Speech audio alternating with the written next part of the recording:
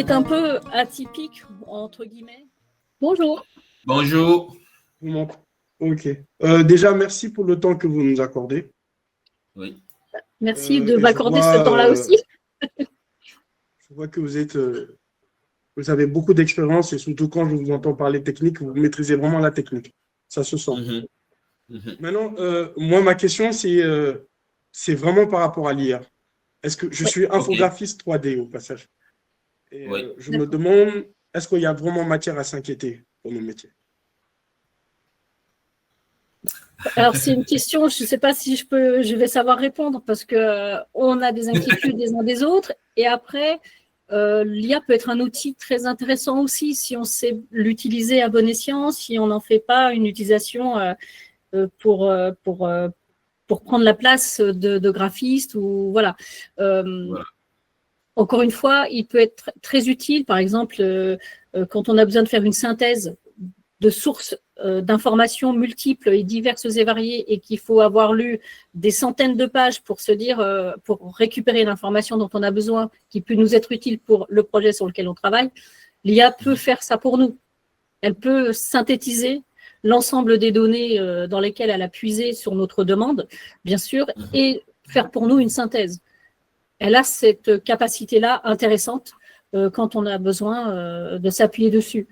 Maintenant, s'appuyer sur sa façon de faire les choses, c'est là que ça devient un peu plus délicat, je trouve, parce que oui, on annonce que des storyboarders sont en danger, les scénaristes sont en danger. Beaucoup de professions s'en inquiètent et à juste titre. Encore une fois, je ne promue pas l'IA, mais encore une fois, je ne peux pas l'ignorer. Je suis dans la nécessité de garder le contact avec ces éléments nouveaux qui, de toute façon, vont s'implanter et s'implantent déjà. Donc plus on connaît les choses, et mieux on pourra les aborder, et mieux on pourra aussi les contourner et prouver qu'on a encore quelque chose à amener vis-à-vis de l'IA, qui pour l'instant ne satisfait pas grand monde, en tout cas dans le monde professionnel. Mais Mais quoi qu'il en soit, je ne vais pas pouvoir répondre à cette question aussi facilement, mais en tout cas, savoir ce qu'il en est, comment ça évolue, et puis voir ce que je peux faire pour continuer à travailler et voilà, trouver les moyens d'eux, en tout cas. Mais de ne pas l'ignorer, ça c'est évident, il faut rester très informé. Si je peux renchérir en fait, mais il fut un temps, moi non plus, je me suis en fait, je vais dire, inquiété énormément. Et puis je vais dire quand j'ouvre en même temps en fait YouTube ou quelque chose en fait, c'est l'IA qui est sous mes yeux. À chaque fois en fait, voilà, c'est ça. Il fut un temps en fait, ça a failli en fait me déstabiliser.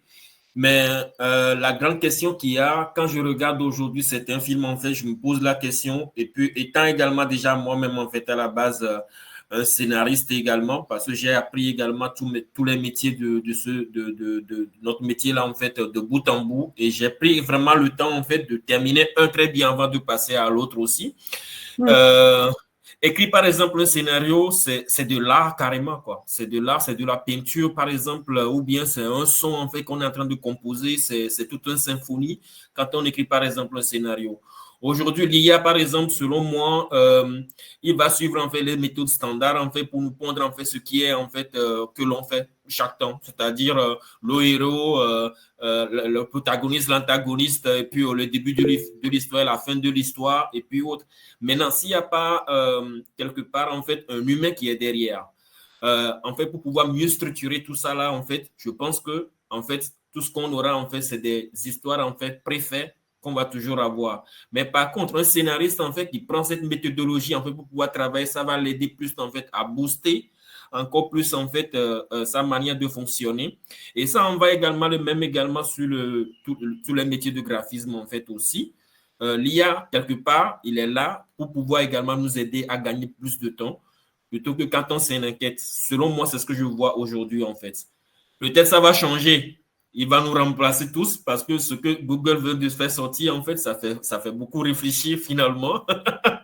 Mais bon, voilà. Donc, du coup, en fait, moi, j'ai pas, comment on appelle, une solution également là-dessus. Je pense que quitte à chacun également de savoir comment s'y faire par rapport à ça, comment utiliser vraiment l'IA dans son art.